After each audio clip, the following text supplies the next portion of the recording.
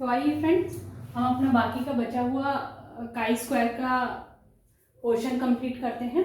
तो chi square, जैसे मैंने आपको बताया था, काई स्क्वायर किस लिए लगाते हैं हम? जब हमारी रिसर्च इस टाइप की है कि हमें कैटेगरियल वेरिएबल्स को आपस में कंपेयर करना है। जैसे यहाँ देखिए, जैसे ये मैरिटल स्टेटस है और यहाँ क्वालिफिकेशन है। मुझे मैरिटल स्टेटस एंड क्वालिफिकेशन में एक रिलेशन ढूंढना है, तो मैं इसके लिए क्या लगाऊंगी? Chi square test. अब देखिए ये किस तरह से काई स्क्वायर टेस्ट काम करता है। यहाँ पर हम देख सकते हैं कि पहली टेबल ये ऑब्जर्व डाटा है। कौन सा डाटा है? ये ऑब्जर्व डाटा है, जो डाटा हमने कलेक्ट किया है। इसमें यहाँ qualification 10th 12th under graduate and total, और ये मैरिटल स्टेटस का कॉलम है, मैरिड, डाइवोर्स्ड एंड विडो। अब हम देखेंगे कि इस टेबल का मतलब क्या है, कि ये जो 12 है, इस 12 का क्या मतलब है कि 12 मैरिड हैं जिन्होंने 10th की हुई है। नंबर ऑफ मैरिड कितने हैं? 12 हैं जिन्होंने 10th की हुई है। नंबर ऑफ डाइवोर्स 7 है जिन्होंने 10th की हुई है। इसी तरह से विडो 3 है जिन्होंने 10th की हुई है। ये पूरा डाटा है। इसी तरह से इस 10 का क्या मीनिंग है कि 10 मैरिड, नंबर ऑफ मैरिड कितने हैं? 10 है जिन्होंने 12th कंप्लीट की हुई है। नंबर ऑफ मैरिड 9 है जिन्होंने यूजी कंप्लीट किया हुआ है। इसी तरह से डाइवोर्स नंबर ऑफ 6 है जिन्होंने 12th की कर रखी है, और नंबर ऑफ डाइवोर्स 8 हैं जिन्होंने अंडर ग्रेजुएट हैं। जो विडो में भी हम इस तरह से इस टेबल को देख सकते हैं। यहाँ है इनका टोटल, और इस रो में है मैरिड का टोटल, और इस रो में है 10th का टोटल। यानी टोटल नंबर ऑफ मैरिड कितने हैं? 31 है, एंड टोटल 10th किए हुए पर्सन कितने हैं? 22 है। ये था हमारा ऑब्जर्व डाटा। इस ऑब्जर्व डाटा से हम एक्सपेक्टेड डाटा निकालते हैं। कौन सा? Expected data. एक्सपेक्टेड डाटा किस तरह से निकालेंगे? देखिए, हमें इस 12 का हमें एक्सपेक्टेड डाटा चाहिए। ये 12 क्या है? ऑब्जर्व डाटा है, इसका हमें एक्सपेक्टेड डाटा चाहिए। तो हम क्या करेंगे कि 12 रो में कितना टोटल है? 31, एंड 12 के अगेंस्ट कॉलम में कितना टोटल है? 22। Then 31 into 22 divided by n, total number of people. Total number of people कितने हैं? 70 है। यहां से अगर हम टोटल करें तो कितना बैठता है?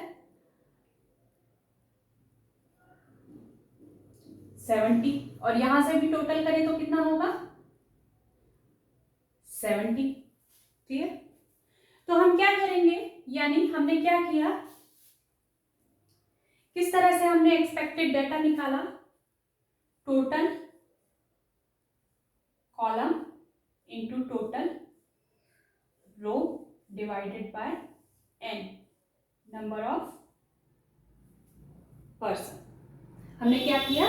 Total column into total row divided by number of person.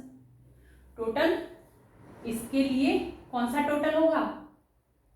रो का टोटल 31 और कॉलम का टोटल 22। तो 31 into 22 divided by this total. इस तरह से हम सारा एक्सपेक्टेड डाटा निकाल सकते हैं। बिल्कुल निकाल सकते हैं। अब इस एक्सपेक्टेड डाटा के बाद हम तीसरी टेबल क्रिएट करेंगे। तीसरी टेबल क्रिएट करने का क्या मतलब है हमारा? हम क्यों क्रिएट कर रहे हैं? क्योंकि ये जो फॉर्मूला है, हमें इस फॉर्मूले में वैल्यूज पुट करनी है काई स्क्वायर निकालने के लिए। तो देखिए कैसे हम निकालेंगे। पहले ऑब्जर्व वैल्यू लिखेंगे। ऑब्जर्व वैल्यू कौन सी है हमारी? 12 7, 3, 10, 6, 7, 9, 8, 8। ये हमारी ऑब्जर्व वैल्यू है। ये मत लिख देना, ये हमारा टोटल है, ये जो है ये हमारा टोटल है। ऑब्जर्व वैल्यू क्या है? 12, 7, 3, 10, 6, 7, 9, 8, 8। ये हमारी ऑब्जर्व वैल्यू है। एक्सपेक्टेड वैल्यू हमने जो काउंट की थी वो एक्सपेक्टेड वैल्यू कौन सी होंगी? अब देखिए 12 के लिए एक्सपेक्टेड वैल्यू कौन सी थी? This one. 12 के लिए 9.74।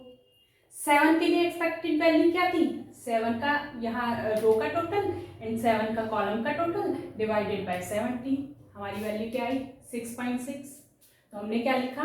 7 हमने क्या लिखा? 7 की एक्सपेक्टेड वैल्यू 6.6। इसके इसी तरह से इस 3 की एक्सपेक्टेड वैल्यू क्या है? 5.65।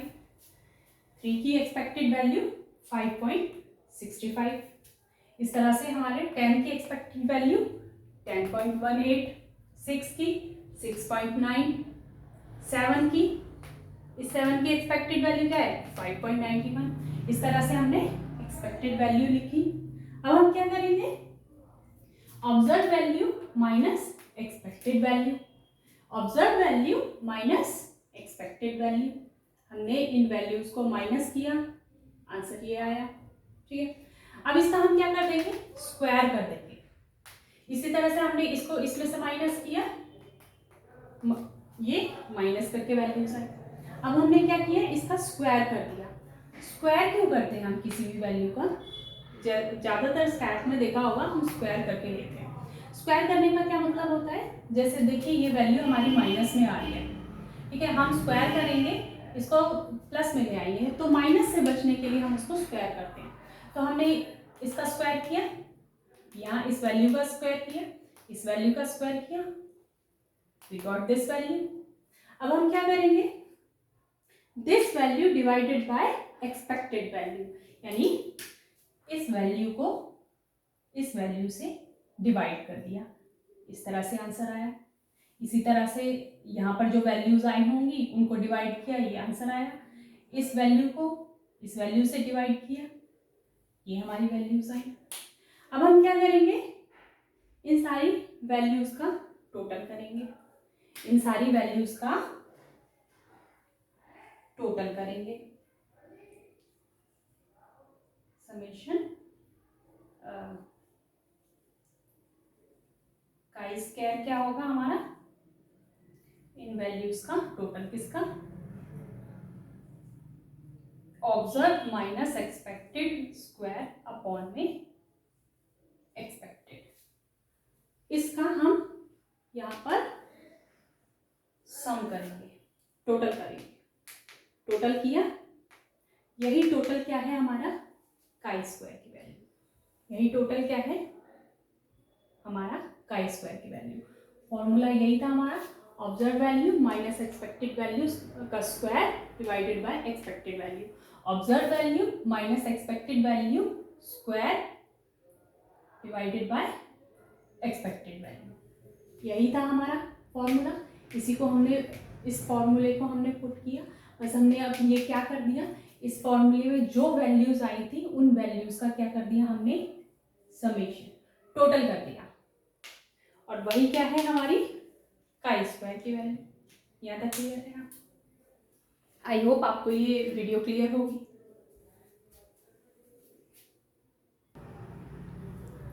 तो यहाँ पर हमने फॉर्मूला से काई स्क्वायर कैलकुलेटेड वैल्यू कैलकुलेट की, इसे हम कैलकुलेटेड वैल्यू करेंगे। ये जो वैल्यू हमने कैलकुलेट की, कैसे कैलकुलेट की थी? इस कॉलम को, यानी ये जो फॉर्मूला था observe minus expected square divided by expected values, इस फॉर्मूले से हमने ये वैल्यूज निकाली थी और इन वैल्यूज का क्या किया था हमने? टोटल। इन वैल्यूज का क्या किया था? टोटल, यानी summation expected observe minus expected whole square divided by expected. कितनी आई वैल्यू? 6.183। इस वैल्यू को हम क्या कहेंगे, काई स्क्वायर कैलकुलेटेड वैल्यू कहेंगे। क्या कहेंगे, काई स्क्वायर कैलकुलेटेड वैल्यू। अब हमें क्या करना होगा, नेक्स्ट स्टेप है हमारा डिग्री ऑफ फ्रीडम कैलकुलेट करना। अब ये डिग्री ऑफ फ्रीडम क्या होता है, तो देखिए डिग्री ऑफ फ्रीडम हम कैलकुलेट कैसे करते हैं। कितने हमारे पास कॉलम थे, -1, रो -1। कॉलम कितने थे हमारे पास, कॉलम हमारे पास 3 कॉलम थे। ध्यान कीजिए 3 कॉलम कैसे थे। फर्स्ट कॉलम 10th का था, सेकंड कॉलम 12th का था, थर्ड कॉलम अंडर ग्रेजुएट का था। क्लियर, हमने जो डेटा ऑब्जर्व किया था, आप थोड़ा अगर पीछे देखेंगे तो इस वीडियो में मैंने आपको एक टेबल बनाई थी ऑब्जर्व डेटा की। उस ऑब्जर्व डेटा में 3 कॉलम थे, एक कॉलम 10th का था, 12th का था और थर्ड कॉलम किसका था, अंडर ग्रेजुएट का था। तो कॉलम 3 -1 हमेशा माइनस करेंगे, ठीक है। रो कितनी थी, रो हमारे पास 3 थी। 3 कौन कौन सी रो थी, एक मैरिड, विडो एंड डाइवोर्स। 3 रो थी, मैरिड, विडो, डाइवोर्स। तो हमने रो ली 3, माइनस किया 1 and we get this result 4। तो डिग्री ऑफ फ्रीडम क्या है यहाँ पर, डिग्री ऑफ फ्रीडम है 4। यहाँ तक क्लियर। अब इसके बाद नेक्स्ट स्टेप क्या करेंगे, नेक्स्ट स्टेप हम करेंगे काई स्क्वायर टेबल उठाएंगे, काई स्क्वायर टेबल लेंगे। काई स्क्वायर टेबल एक टेबल होती है, प्रिंटेड टेबल होती है, काई स्क्वायर टेबल बोलते हैं उसे। उस टेबल में ये कुछ मैंने कोशिश करी है टेबल बनाने की, इस तरह से होती है वो टेबल। उसमें डिग्री ऑफ फ्रीडम लिखी होती है यहाँ पर, और ये लेवल ऑफ सिग्निफिकेंस होता है। यहाँ पर डिग्री ऑफ फ्रीडम है, इधर होता है लेवल ऑफ सिग्निफिकेंस। अब हमें जो हमारा काई स्क्वायर टेस्ट था, लेवल ऑफ सिग्निफिकेंस कितना लेना है हमें, 0.05, क्योंकि जो एजुकेशनल जो रिसर्चेस होती हैं उसके लिए सिग्निफिकेंस लेवल क्या होता है, 0. सिग्निफिकेंस लेवल क्या होता है, 0.05। हमेशा ध्यान रखिएगा ये फिक्स होता है 0.05। वैसे तो आप किसी भी लेवल पे कोई भी सिग्निफिकेंस लेवल ले सकते हैं, लेकिन हम अपनी रिसर्च में, क्योंकि ये प्योरली एक्सपेरिमेंटल नहीं होती है ना, तो प्योरली एक्सपेरिमेंटल नहीं है, इसलिए हमने डिग्री ऑफ फ्रीडम 0.05 लिखी है, लेवल ऑफ सिग्निफिकेंस 0.05 लिया है। अब डिग्री ऑफ फ्रीडम कितनी आई है हमारी, 4। अब इस डिग्री ऑफ फ्रीडम को यहाँ पर देखेंगे कहाँ लाई करिए, ये रही 4। लेवल ऑफ सिग्निफिकेंस ये रहा, डिग्री ऑफ फ्रीडम ये रही, इसके देखेंगे तो क्या वैल्यू निकल के आएगी, 11.07। ठीक है, इसके कॉन्टेक्स्ट में हमने देखा 4 एंड 0.05, तो हमारी वैल्यू यहाँ पर टैबुलेटेड वैल्यू यहाँ लाई करिए 11.07। अब हम देखेंगे हमारी कैलकुलेटेड वैल्यू तो थी 6.183 एंड टैबुलेटेड, इसे कहेंगे हम काई स्क्वायर टैबुलेटेड वैल्यू। तो टैबुलेटेड वैल्यू है 11.07, कैलकुलेटेड वैल्यू है 6.183 एंड टैबुलेटेड वैल्यू है 11.07। अब कंपैरिजन करेंगे, अगर हमारी काई स्क्वायर कैलकुलेटेड वैल्यू ग्रेटर है काई स्क्वायर टैबुलर वैल्यू से, then we will reject null hypothesis. लेकिन काई स्क्वायर कैलकुलेटेड वैल्यू अगर लेस है then chi square tabulated value से, तो we will accept null hypothesis. अब ये देखेंगे कि अब यहाँ कंपैरिजन करेंगे, देखिए calculated value and tabulated value, तो क्या हुआ, कौन सा केस एप्लीकेबल है यहाँ पर? ये वाला, सेकेंड वाला, right? That means we will accept the null hypothesis. Accept the null hypothesis. Null hypothesis क्या कहती थी हमारी? There is no significance relation between marital status and qualification. मतलब कि qualification और marital status में कोई डिफरेंस, कोई रिलेशन नहीं है, कोई सिग्निफिकेंस रिलेशन नहीं है। इस बात को हम क्या करेंगे? एक्सेप्ट, यानी ये हमारा काई स्क्वायर का रिजल्ट होगा। Got it? अगर ये केस रिवर्स हो जाता, सपोज करो हमारी जो कैलकुलेटेड वैल्यू है कुछ 15.07 होती और टैबुलेटेड वैल्यू हो जाती 11.07, तब क्या होता?